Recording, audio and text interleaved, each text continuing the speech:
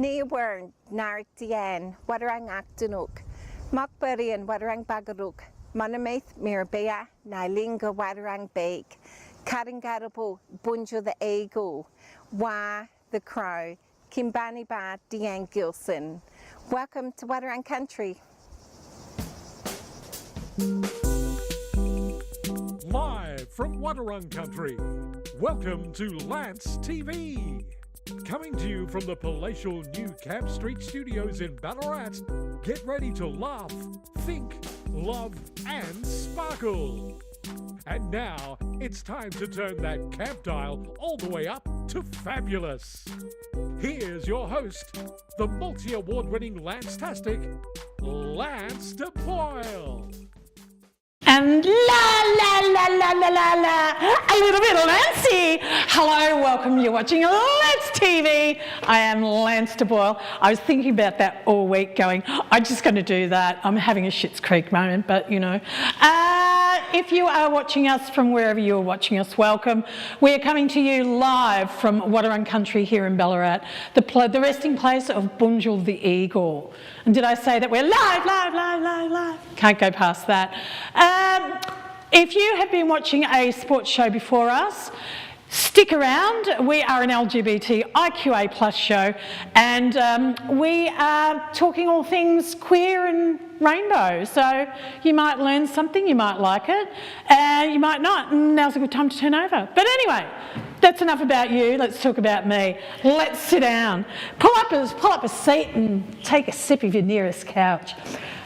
What a week it's been. It's been very exciting. We are in spring, for those of you who have been going through some quite inclement weather recently. Well, welcome to spring. But earlier this week I did see quite a sizable dragonfly hovering over my car, which really made me think spring is not too far away. So take heed and be patient. It's the beautiful weather is coming. Talking about all things beautiful and things that are coming, I'm going to talk about something completely different. And for those of you who are regular viewers would have known a couple of weeks ago we ran with the Festival of Australian Queer Theatre. It was a very exciting time, but even more exciting, last week the local member here, Juliana Addison, the MP, the Minister for Wendouree, gave us a shout out in State Parliament last week, and it looked like this. The inaugural Festival of Australian Queer Theatre was held in Ballaarat over the weekend with 13 events over 4 days in 3 venues. I was honoured to attend the opening night on Thursday with so many members of the Ballaarat Rainbow community, a great reflection of the support that they continually give each other as well as visitors to Ballaarat for the festival. Queer theatre is a celebration of visibility, storytelling and inclusion. The festival creates a safe space for bold representation, The inaugural Festival of Australian Queer Theatre was held in Ballaarat over the weekend with 13 events over 4 days in 3 venues. I was honoured to attend the opening night on Thursday with so many members of the Ballaarat Rainbow community, a great reflection of the support that they continually give each other as well as visitors to Ballaarat for the festival. Queer theatre is a celebration of visibility, storytelling and inclusion. The festival creates a safe space for bold representation, boosts individual and collective pride and promotes dialogue about LGBTIQA+ lives and lived experience. It is also a brilliant opportunity to watch cutting-edge Australian queer performances for community and allies. Events like the Festival of Australian Queer Theatre also generate benefits for the local economy and further cements why our Rainbow community members are proud to call Ballaarat home. Significantly, Ballaarat is home to the 5th largest LGA of LGBTIQA+ community members in the state. Festivals only become a reality because of the artistic vision and persistence of the people behind them. Well done to the organisers, artists, supporters, venue and media partners and volunteers who contributed to make the festival a success. I would like to acknowledge and thank Deb Lord, not only for the drive behind the festival, but being a constant champion of LGBTIQ community in Ballarat. I'm extremely proud that the Allan Labor government supported the inaugural festival, and I'm confident that it will grow from strength to strength. There you go. So, oh look, there, suddenly appeared. So I can see Soph in the bio box just suddenly clutching their face going, it was art, Sophie, it's art. It's the joy of live TV. I tell you what else is the joy of live TV. That's our special guest tonight. Please, the upstanding, charge your glasses for our very special guest tonight, and for the one, the only, Kristen Sheridan. Darling. Mwah, mwah. Oh, look, you practiced that. Oh, look, please sit down. Thank you very much. Oh, you look amazing. I'm loving this tank top. It's my comfort top for Ballaarat. Is it? Extra layers. Extra Always layers. the extra layers. Well, it's very 90s, very 80s to wear layers, isn't it? True. Yeah, it is. Now, you are best known around Ballarat as somebody who does a lot for our community. Oh, really? Thank you. Oh, look at you. You've gone all shy now, haven't you? Yes. Yes, look at you. Well, we're going to remedy that. What we're going to do first, though, we have a pre-recorded segment that we're going to go to. It's called Lance TV's Artist Corner. I had to think then. And our artist tonight is Bianca Martin. We will see you right after this.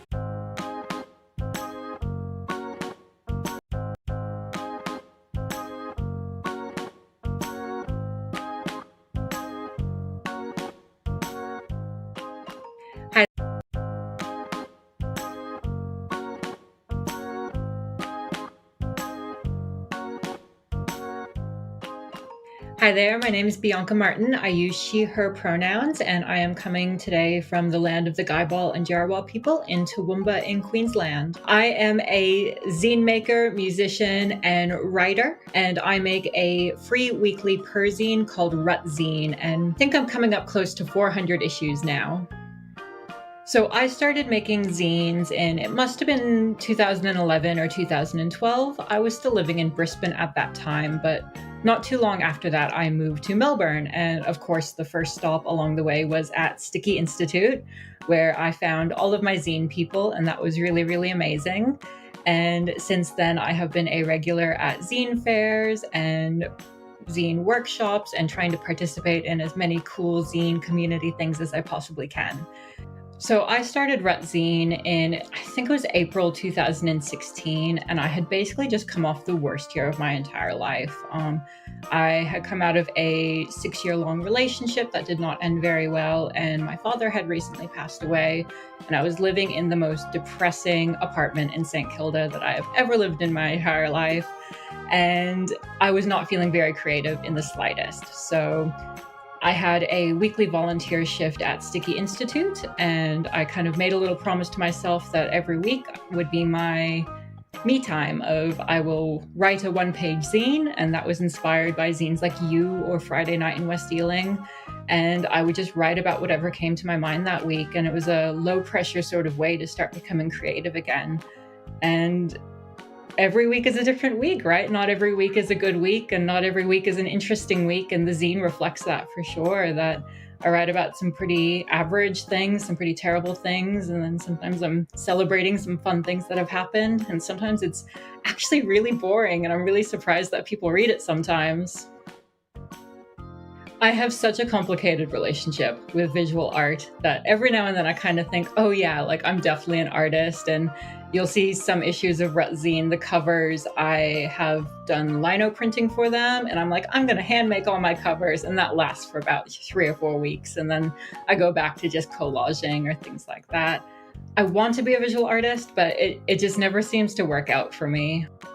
Looking back at some of my earlier zines, particularly the ones that I wrote in 2016, so like issue 100 and prior, I was definitely still processing a lot in terms of my father passing away and coming to terms with the fact that that relationship that ended was not a very good relationship, and being a person who was out in the world and not being very kind to themselves as well. So I feel like I wrote a lot about, heavy drug use and sleeping with people and not having great experiences with Tinder and things like that, which, now as a 36-year-old, I kind of go, oh God, why did I share that kind of stuff about myself? But it's the reality of it. That's what life looked like for me, and it's what life looked like for a lot of people around me as well. And then at the start of 2019, I made a big life move and came up to Toowoomba, which is about 2 hours west of Brisbane, and does not have a huge bustling zine scene at the moment, but that's totally fine.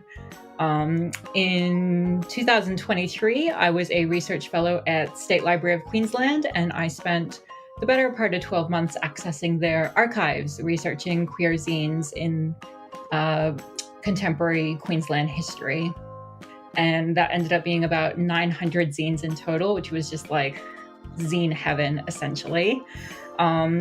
And what I ended up doing was I made a giant zine called Connections Collections. I always get the two mixed up.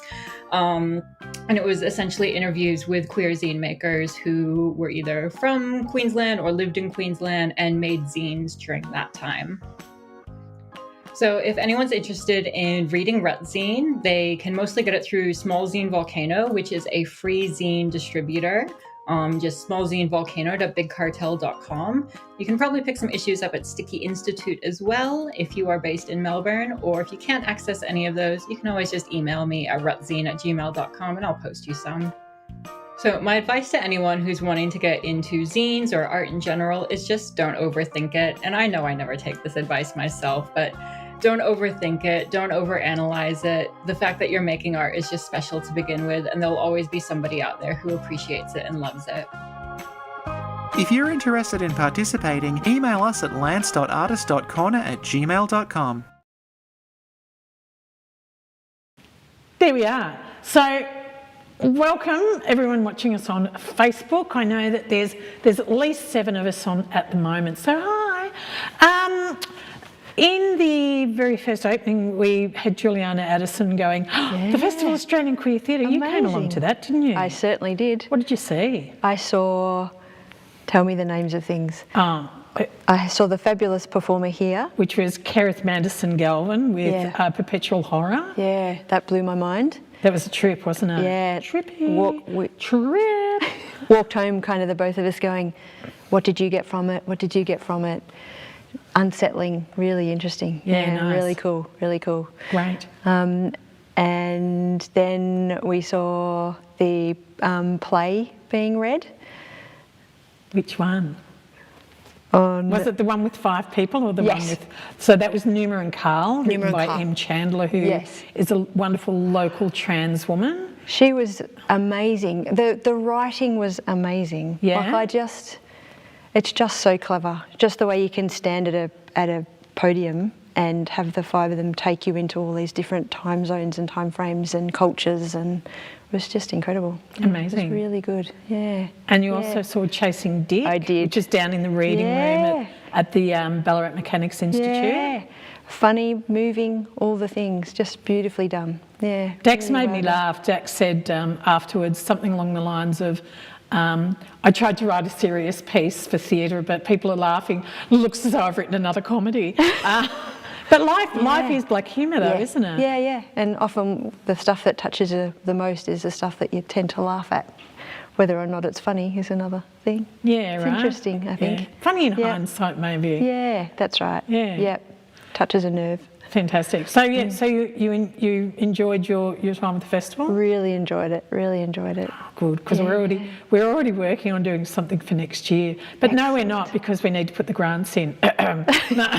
Paperwork first. Yeah, paperwork first. But planning. We're in potential planning phase. That might be an easiest way through it. Because we haven't done anything yet, but we need to plan so we know what we're writing on paper. Yeah. Look forward to it. Yeah.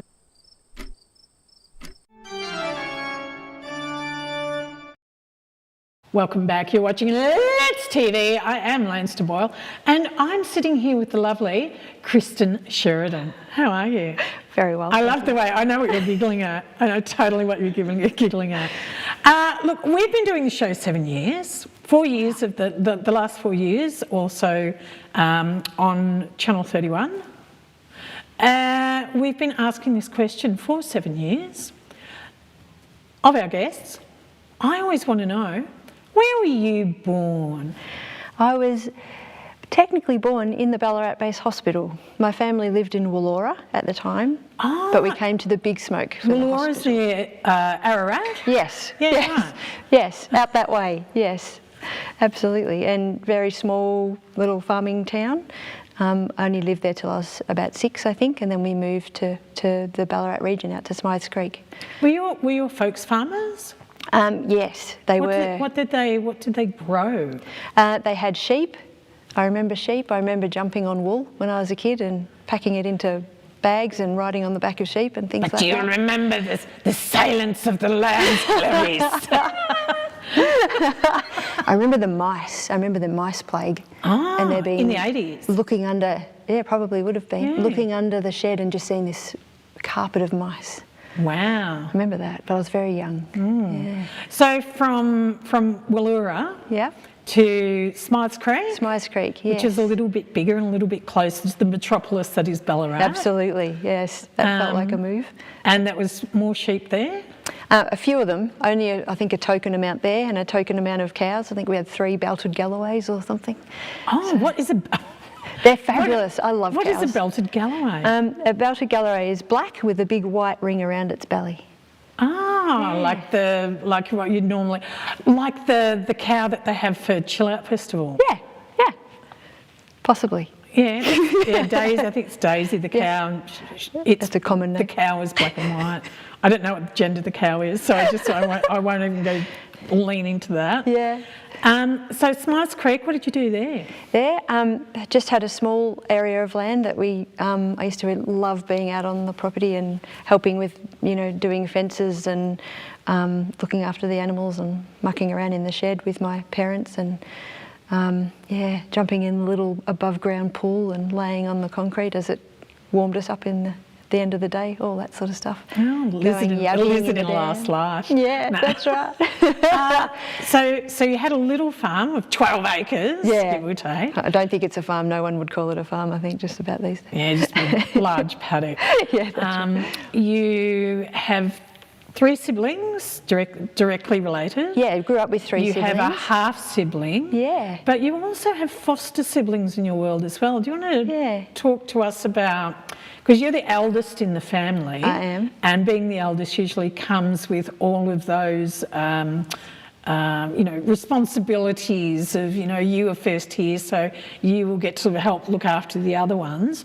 You got a lot of learning out of doing that though, didn't you? Yeah, I think, we had, from I was very little, we had foster siblings. So for the first number of years of my life, we had always had an extra person in the house, which was usually lovely. And, but I did learn a lot about kind of what people have to live through and survive. And, it was an intense period at times, but they were fantastic people. And it finished with my first brother, who was actually a foster sibling who we couldn't let go, so he stayed. And that led to us sort of stopping that fostering, but we had them all through my childhood and extraordinary people living through extraordinary things, really. Because your own life, you were quite fortunate, really, and kind of lived in a world of safety and care. Yeah, absolutely. And so starkly different experiences of these young people who would come into our world and tell us stories. But I really always appreciate that now, that knowing of things that were different and what that meant for people, but learning that people resist and survive the most extraordinary things, and it's better to have a lens that sort of focuses on that, I think. Yeah, right. Yeah. At 17, you moved to Ballarat. Yes. And went, now I'm life in the fast lane. Oh, yeah. You found yourself at what was then known as Ballarat University. That's right. So tell us about the degree you did. Yeah, so I did a Bachelor of Arts, Rural Social Welfare. So really focusing on that. The university didn't have a social work degree back then. It was sort of not quite a social work degree, but gave us a lot of those similar skills, but focused on that rural regional existence and the difference in the experience for people living rurally or regionally. Really appreciated that experience and led me to sort of work in the welfare sector for a lot of years. Amazing. And through that too, you began to, I guess, discover life in the fast lane? Because, you know, we've just kind of said you'd had this quite warm, safe, nurturing upbringing, and then there you were in Ballarat going, oh, I'm a student now, I'm going to live in this house, I live in that house, I go here, I live there. Tell us, you know, is there any outstanding, we haven't talked about this, any outstanding experience in your head that you just went, why have I moved into this house? Oh yeah. Is there one that pops to mind? Absolutely. So I actually lived at the top of the Western Oval pub, beside the Western Oval pub, and then lived at the top of another pub, and living at the top of a pub isn't a good idea. You know, ended up sort of beating people back behind the doors and all sorts of crazy things. So yeah, my stereo, I got an 18th birthday for my a stereo for my 18th birthday, and someone trying to break into my room, I used my stereo, turned it up full bore, got the manager up to tell me off and got them sorted out, but learnt reasonably quickly about the better places to live and not live. Wow. Yeah. I like the chutzpah though, that's sort of like, all right, because no mobile phones then, no phone in the room. None of that. How can I cry out for help? Turn it up and draw attention. I knew I'd get in trouble. He was really strict about that, so I knew that'd work, and I was moved out in half an hour. Oh, you were moved out? Yeah, my parents came, moved me out, gone. Oh, wow. Yeah, amazing, but learnt a lot again. Yeah, right. So then back to Smiles Creek for you? Or? No. Oh, no, because they were in Ballarat too. Yeah, so I ended up just moving into another student, accommodation. I couldn't even tell you which one. I sort of bunny hopped the main street in Ballarat from one side to the other, depending on...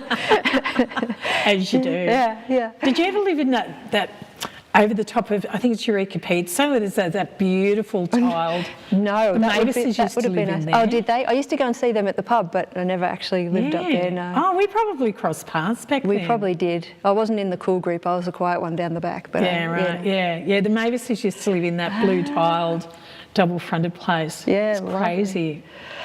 Fantastic. I loved their music. Yeah. Loved it. Yeah.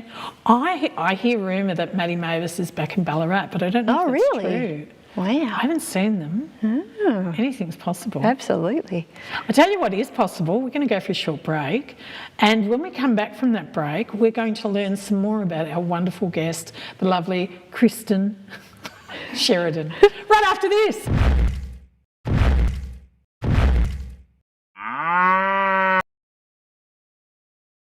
So where else did you live though? I lived in numerous little units and houses and shared units. Yeah, Lydiard Street, Lion Street, like a lot of them really. And some of them lasted sort of a month, and some of them, but literally 13 houses in three years, I think. Yeah, right. Yeah. Oh, that's slow. Yeah. And then I moved into a house with Jared and who's Jared? My partner Jared. Yeah. So we've been together about 30 years or something. Oh, wow. Crazy. Yeah. And so moved in as housemates with him, and then we finally escaped and we moved into a flat, and it was so weird. I remember going to uni one day and leaving a Mars bar on the table and coming home and it was still there. Just going, wow, this is a weird existence. Yeah. That's amazing. Hilarious. Yeah. Because there's some really interesting, like, just because, I guess because of the heritage overlay, there's a lot of really interesting livable spaces above shops and all sorts of places. That generally ended up partying in places like that. You know, you go back after the pub to somewhere like that and then go home to my house, which is usually a dodgy little miner's cottage or something. Yeah. Havelock Street used to be... Yes. Back in the Bridge Mall days. Absolutely. And because there was the basement. Yep. I think it was 13 Havelock Street, I can't remember. It's all been redone now. But yeah, that was kind of, people would sit on the roof at night and there'd be people in the basement and like, I don't know how the neighbours didn't make sure everybody got booted, but yeah, it was like, that was party central back in the day. Yeah, it was a lot of fun. Yeah. Started a bit younger than I should have probably, but it was a lot of fun. Well, shoulda, coulda, woulda, you know. Well, what are you going to do? Yeah, that's right. Just sit at the back of the room watching the Mavises That's all right, night. that's right. If you've got anything that you would like a question or a comment made to Kristen during the interview, please find us on Facebook at Lance TV Ballarat on Facey, and I will be sure to pass that message on. So yeah, just throw that in there too. I've lived in some really weird and wonderful places too. There's a place at the end of Lion Street South. I lived in Lion Street South. Yeah, where people would knock on the door downstairs and we'd lean out the window, clean guests only, like, do we want to let them in or not? And if it was somebody like, we'd just throw the keys down, they'd come in. Oh, love it.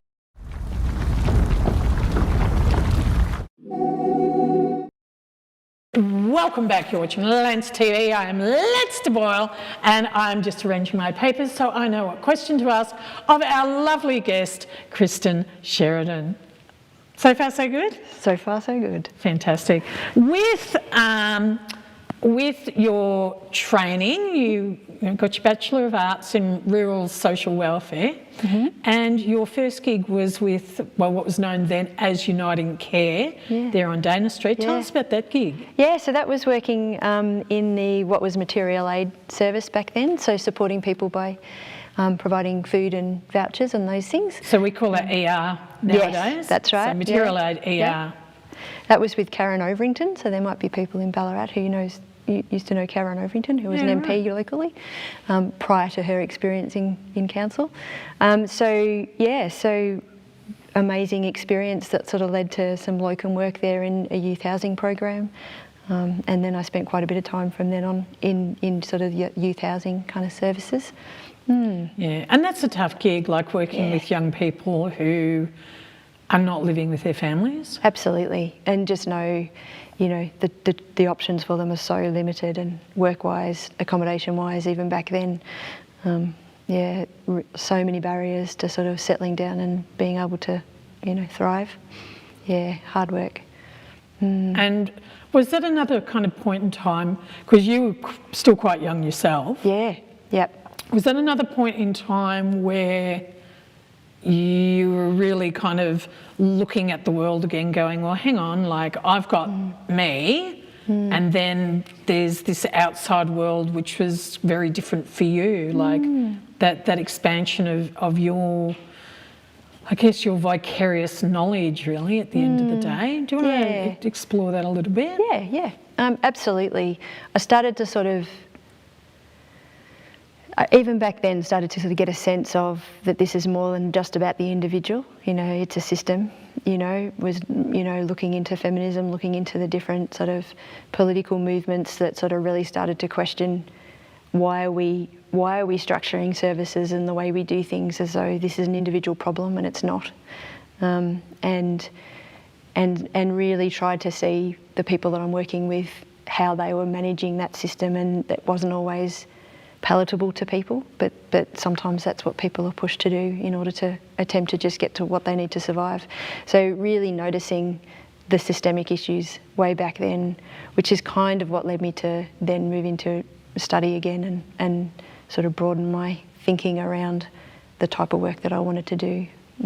With that as well, I think, you're talking about systems, and of course, a lot of the systems that we continue to struggle with, particularly in the social welfare sectors, is quite the patriarchal system, and it's been established so that people who are accessing services are actually the problem, not the victim of society. Yeah, absolutely. Which is a real, it's a flip, isn't it? And the ideas around, so for example, drug and alcohol use that people hold in sort of the broader mainstream society, that it's sort of people who used to party and forgot to stop, as opposed to it being a strategy to survive oppression, And so really sort of trying to flip the narrative on what it is people are doing and why, and really avoiding that idea of putting the issue in people's heads, which I think a lot of services and approaches and theories attempt to do, even with the best of intentions and wanting to support people, which has become a bugbear of mine, and why I kind of went into this new, different area, I think. It is interesting on. And it is slowly changing, but it is that thing of, that person's like a dirty drug addict, and just see it on face value, as opposed to that person's actually in a lot of pain, and they're trying to deaden the pain of what's happened. Yeah, that's right. And often when when things shift and change for them, those things shift and change too. And, you know, it's the same, you know, a lot of the things in society, like, you know, gambling's another one. You know, I've spoken to women who experienced extraordinary violence, and the place that they gambled was the place where someone treated them seemingly with respect and offered them a cuppa and gave them somewhere to sit that was warm. Now they acquired debts because of that, but once they were safe, they were able to then manage that. So whilst it wasn't potentially the desired option in terms of the way to survive that situation, it was an option, and an option available to them, and one that our society benefits from because we collect a whole heap of taxes from that system. So, you know, there's the complexity of it and the contradictions in it are huge for people to try and navigate, I think. Yeah, because there was something the other week, and you know, we all love social media, but it made so much sense to me when I saw it, and I think it was on Facebook, and it said something about the system isn't broken, it's designed that way. Yeah, 100%. 100%, yeah. And going into family violence work, that's what I kind of began to recognise. I was so passionate about it, but then I noticed how the system doesn't necessarily help. It doesn't make people less violent and doesn't necessarily make people safer, despite the amazing intentions of individual workers and the individual moments of kind of, you know, success. There's this massive system that sits above all of that makes it really complicated and holds people where they're meant to be held, I think. Year 2000, yep. You and your lovely partner were front and centre in London, counting in the new millennia. Yeah, absolutely. How did you get there? Yeah, funny.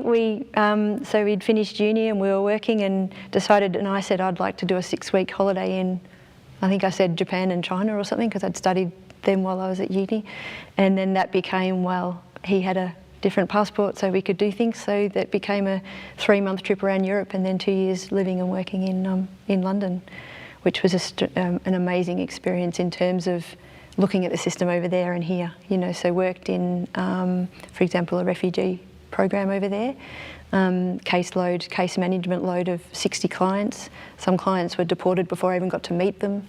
How many? 60. 60, that's a huge caseload. And for people who don't work in that sector, it's you run off your feet with 13 here, you know, like that 13 would be a normal number for a full-time worker. And you'd be run off it, although there are other services that have that sort of level here too and can only provide a different type of service. But literally people were deported before I even got to meet them, but met some extraordinary people and who were battling again a system that at that point at least was in fact better than our refugee system here, but still, you know, under-resourced and but navigating, you know, it getting to 3 o'clock in the afternoon, it being pitch black because it was winter and all of the things that is fun about London. A great experience. Yeah, I think, I mean, I don't know, but I've heard through conversations that I've had with people who were originally from the UK that their sense of, what's the word I want? No, it's not coming.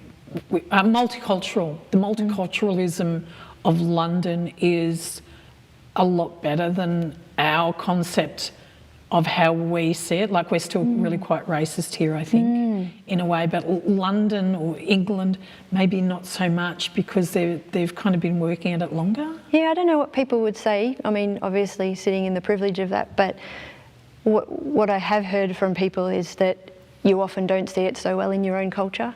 So people might come over here and really see it, but not necessarily have noticed it. You know, white folk might not necessarily have noticed it so much in their own culture because it's so everyday. Like, I remember working with a woman of colour from America in the violence work, and she was extraordinary and had so much to offer this country, and she went back to America because of the racism here. So, you know, we've all got these ideas about what it looks like and what the experience is, but yeah, tricky. Certainly, absolutely saw it over there, you know, but of course I was sitting in that privileged space of being the white Australian who could come over and work for a period and I'm just here didn't for a have second. to jump through too many hoops, you know, all that stuff. Yeah.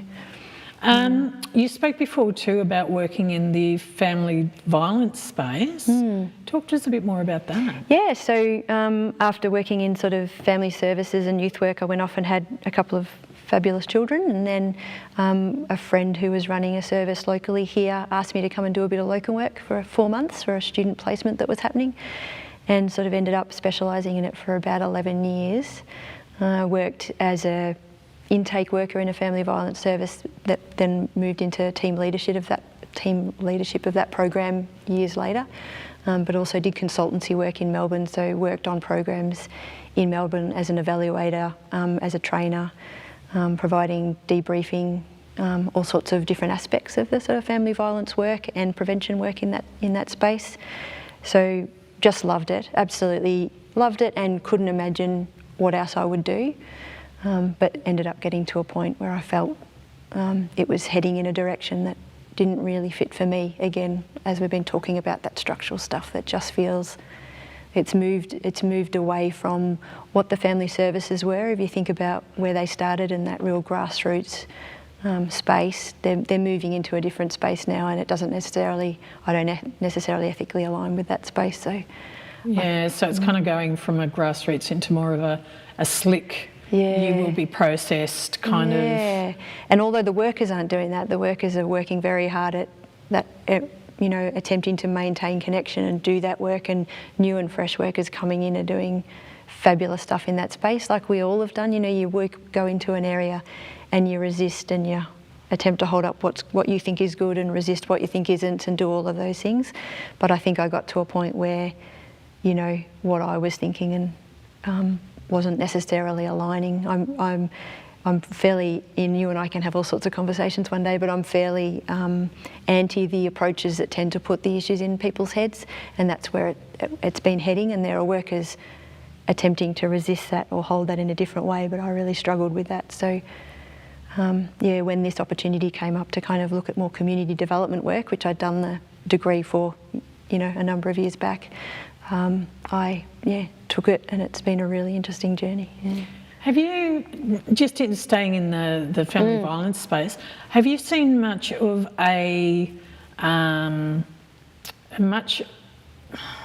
has there been a rise in your circle, in your kind of peripheral site, a rise of domestic violence with LGBTIQA plus families? I think there's been a rise in knowledge of and understanding of. I think people are very good at dismissing. You know, we look at family violence, for example, and you have to have an intersectional lens. Like, you have to have a lens that says, you know, gender, class, race, sexuality, all of those different aspects. All the intersections. All the intersections. Keep going, we're still here. Turn the house lights on. Yeah. All the intersections matter in the context of violence. But what we tend to do is get this simplistic view. So if we think it's a relationship between two women, we think suddenly gender doesn't matter, and that's not the case. It always matters. It's fine, Cheryl. This one, you might need to do this one. This camera needs a bit of help. I think this one's all right. Just sorry, Sheridan. Sorry, Kristen. Just with the we've moved from theatre lights to UV. No, not UV. Overheads. So, because those lights are still on, so something terrible has happened to them. Yeah, they just, I don't know, they just had a moment. They are. Anyway. It's the patriarchy. Well, it's the patriarchy getting back at us, totally.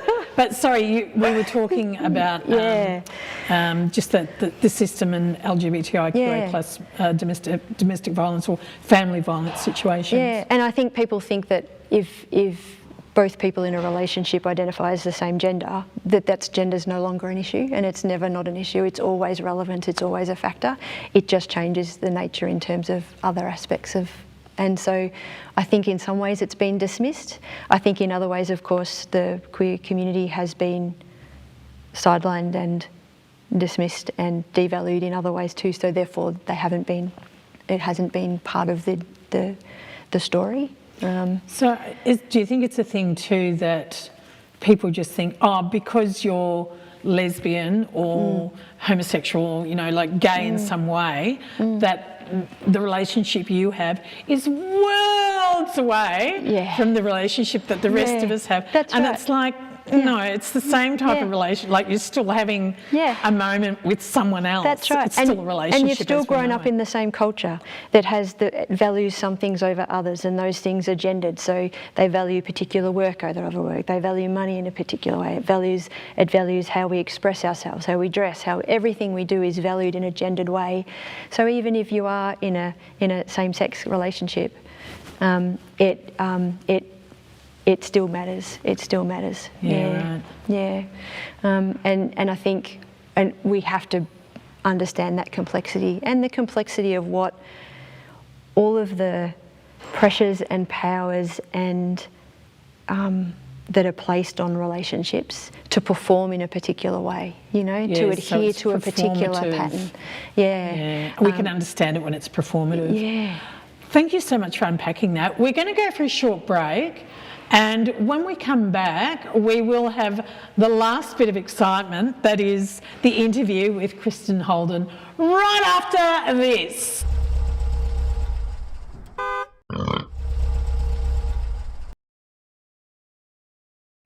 Hi, Facebook. Bruce Hatfield is in the thread. Oh, well, was in the thread. Oh, see, it does this when I think I'm not looking. It suddenly does it. Bruce, love the interview, Lance. There you go. Bruce loves it. And Johnny Wombat's in the thread as well. Greetings, all. Greetings, gentlemen.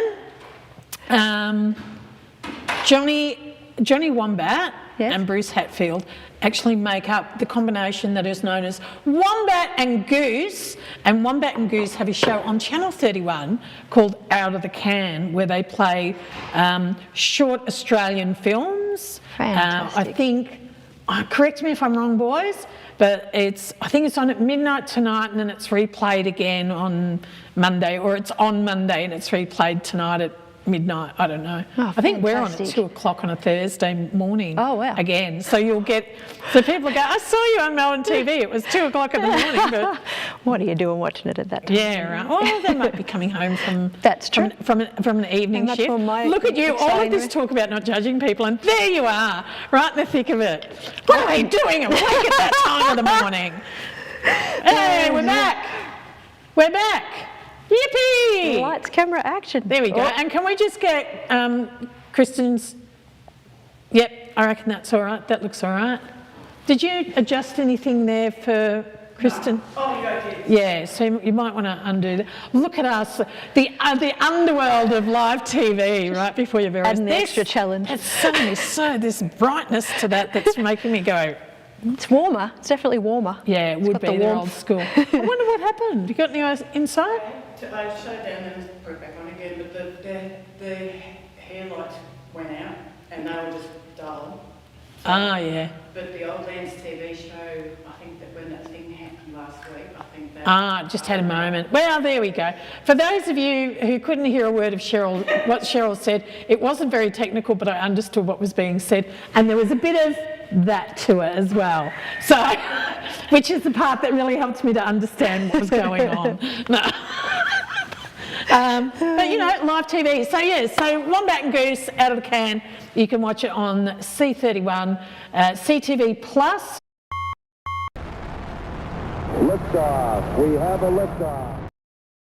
Welcome back. The light has returned. Oh, there's a light over at Lance's place. Anyway, you are watching Lance TV. I am Lance DeBoyle, and I'm sitting here with the lovely Kristen Sheridan. There we go. I don't know. You've added in a couple of different things. I think Kristen's exposure's still a bit off. It's because those two bottom. No, it's been like that for ages. A good tradesperson never blames their tools, Cheryl. So we've been through this whole wonderful journey of who you are. I want to start talking about your most current project, which is the Ballaarat North Neighbourhood House. Yes. What is a neighbourhood house? And good question. And every one of them's different. There's 400 different neighbourhood houses across Victoria, or over 400. Wow. And they are state funded, so the state government fund the neighbourhood house worker. That's it. There's no other funding. It kind of it provides a worker, and then we go out and busily try and find a premises and a community and basically run activities, events, services, whatever the local community is looking for really. So every house is different. Some focus on providing material aid, some focus on watercolour and digital art classes, and some do all of it. So they're a very varied organisation, I guess. Yeah. So it's not quite an RTA, but you can go, there's short courses run by people in the community who have skills? Yeah, and some of them are registered training organisations, some aren't. Some do the sort of pre-registered stuff, so you can go to get a feel of it and then move into one of those other organisations if you're interested in continuing on. Some of it's just social. A lot of it is about community development. It's about reducing isolation, connecting people, and ensuring people feel they belong in their local community and have access to services. The fabulous thing about them is that everybody's eligible. So, you know, I'm so used to working in service sectors where you've got to tick a number of boxes before you can come in the door, whereas a neighbourhood house, everybody's eligible. If we don't have the service that you need or the activity that you want, we give it a go and try and create it. And if it gets up, it gets up. So we're really free to do whatever suits the local community. So with that in mind, so Ballaarat North Neighbourhood House, does that only service people from the north part of Ballarat, or if somebody was living in Smythesdale, could they come and take part? What does that look like? So we don't, the funding's regionally based, so they kind of generally put them at, you know, situate them around the state so that they're kind of spread out in different regions, but there's no gatekeeping, and certainly there's 4 houses in Ballarat and we work really closely together, and anybody can go to any house, and if I don't have the activity on that someone wants to go to, but Ballarat East does, I send them that way and they can head that way. So we often put programs on together. Ballarat East will provide the funding and the teacher, I provide the room, and we run it together. So yeah, people are welcome to go anywhere and everywhere. Amazing. Yeah. You have been running with the Ballarat North Neighbourhood House now for some time, and that was originally connected with the Salvos. That's right. So you were working with the Salvos. Yeah. So I was working in a family violence role at the Salvos when the neighbourhood house role came up, when the house was a program of the Salvation Army, because about 37 years ago or something it started there.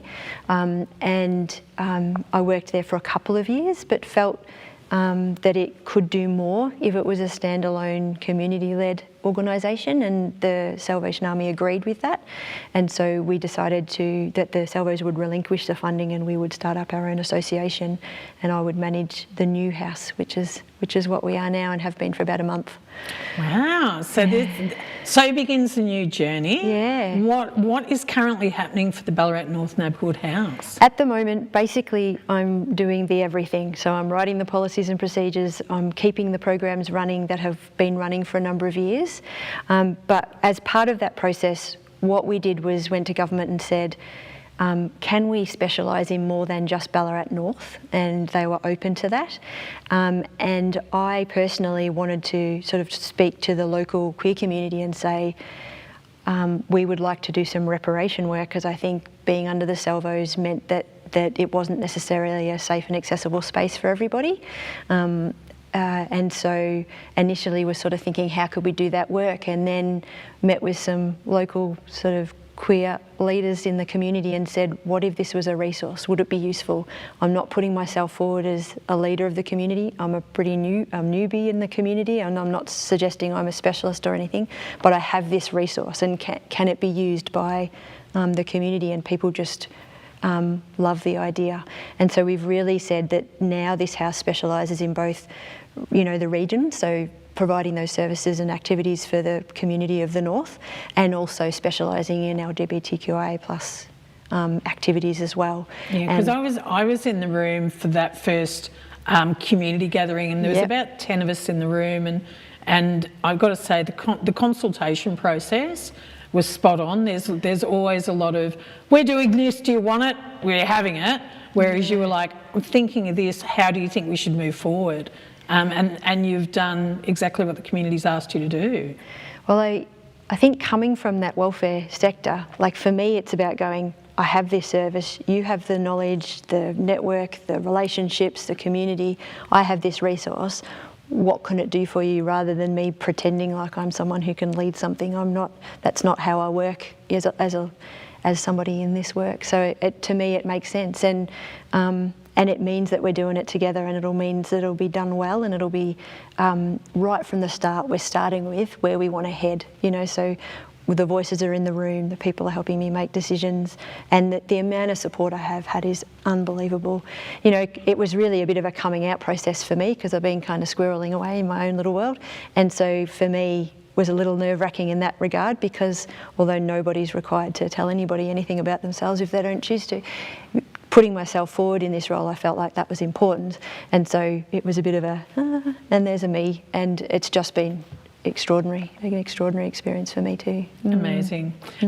You're currently no longer working with the Salvos. No, that's right. That uncoupling has happened. Yes. You are a stateless human being. I am.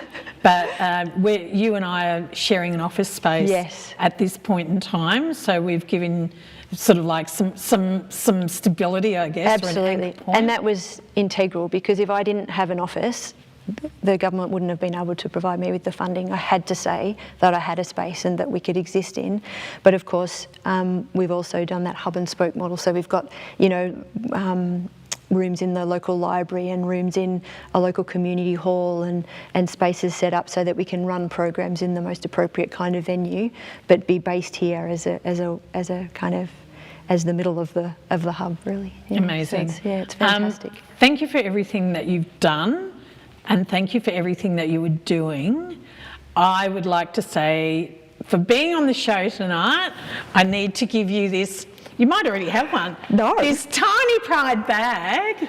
So you can take that shopping and wave that around in the faces of anybody from the Salvation Army. One of the organisations who's been super, super supportive of this whole process. So one of the organisations that's super, yeah, just supportive of everyone who's doing good things. I wouldn't be doing it without them. Like, there's no way. No. You know, that just been amazing. No. But to add to your joy, you also get this framed photo of me saying, I was on Let's TV! And that's for you. Thank you so much. When you asked me, I was like, I'll get a photo. You'll get a photo? Yeah, I'm very happy. Thank you very much. There you go. Well, thank you for being had. We will take a short break, and when we come back, we will be in the final phase of the show. See you in a minute. And if you would like to get in contact with Kristen, you can do so via email at Kristen, Kirsten, @bnnh.org.au. Lens TV will be right back after this.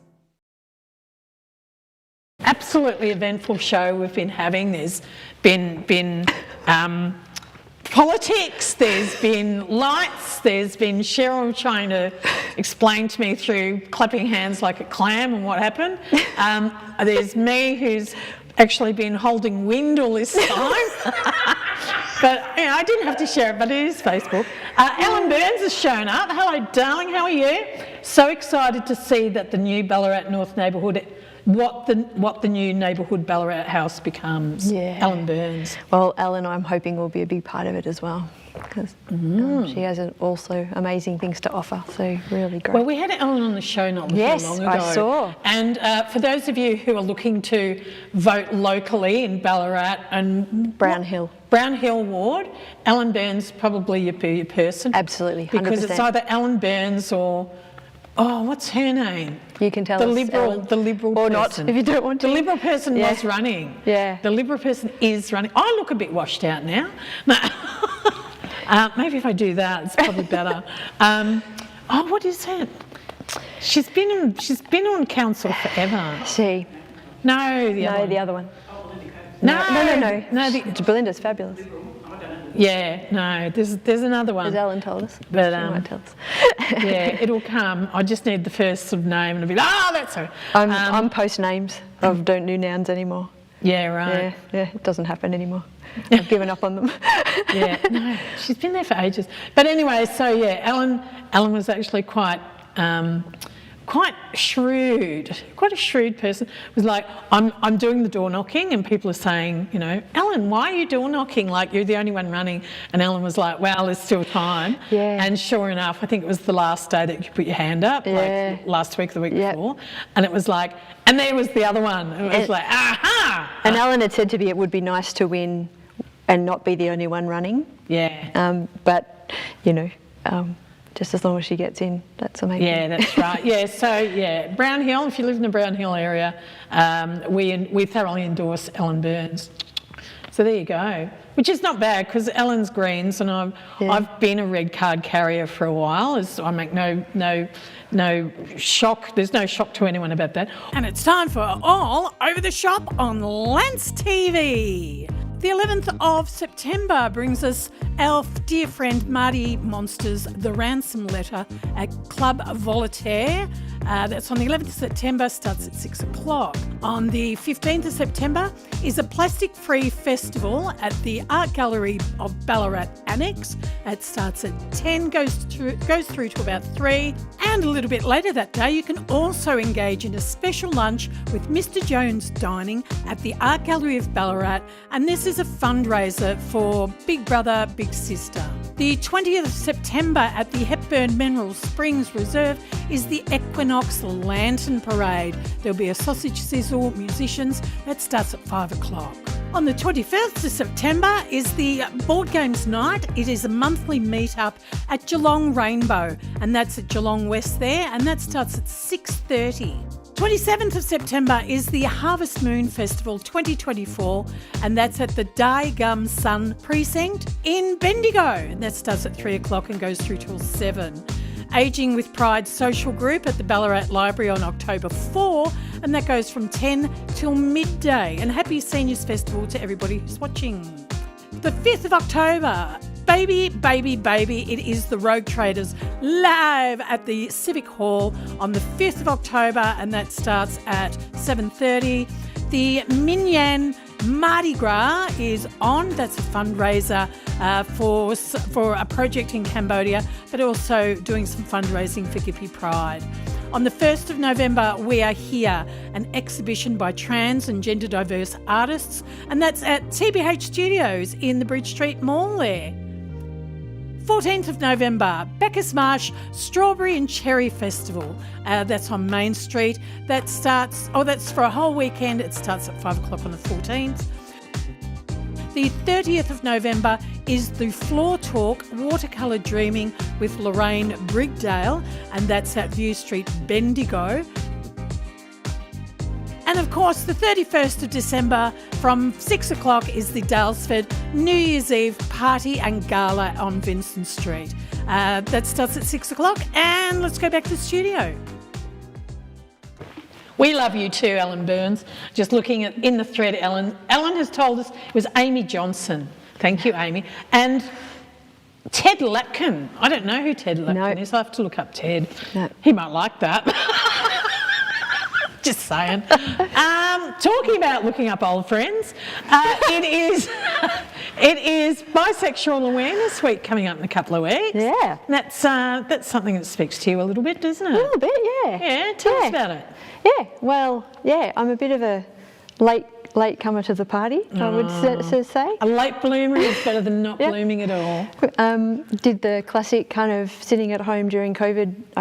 I worked mostly at home throughout those couple of years, and spent a lot of time doing a lot of learning and reflecting on all of the things, and then at some point started to think, hang on a minute, maybe, and it was actually in decolonisation training with Yin Parodies, which and Yin is an Aboriginal man who works for Deakin University and runs amazing decol training, and was sitting in that and trying to unpack things, everything from, including time, like all of the ideas that we hold as a Western society and all those things, and then started to go, well, I don't think I hold really strong ideas about that, and then started to question things and had lots of lovely conversations with people, but felt quite bizarre about it because I have been in a relationship for now 30 years, and so it's a little bit theoretical, but it was a lovely moment of kind of realising that I wasn't quite as heterosexual as I thought I was, and then realised I could have saved a bit of money over the years because I, bought all these clothes watching these people on telly and going, oh wow,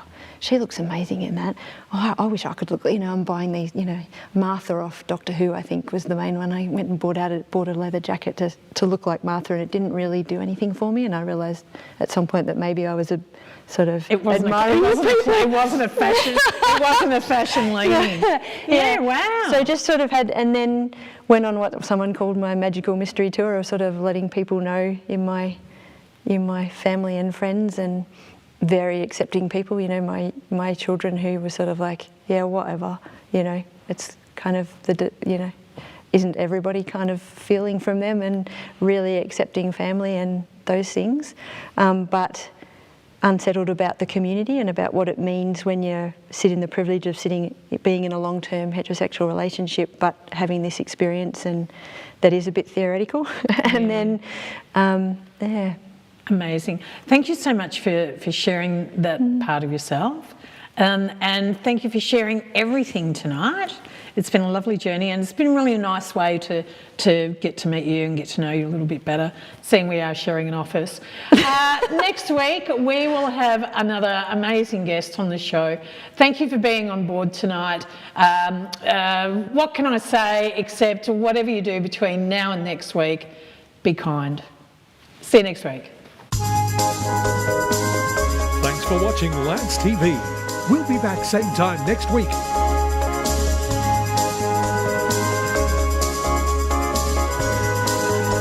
Lance TV is made possible through funding from the Community Broadcasting Foundation. I'm voiceover guy Randall Smith. See you next time.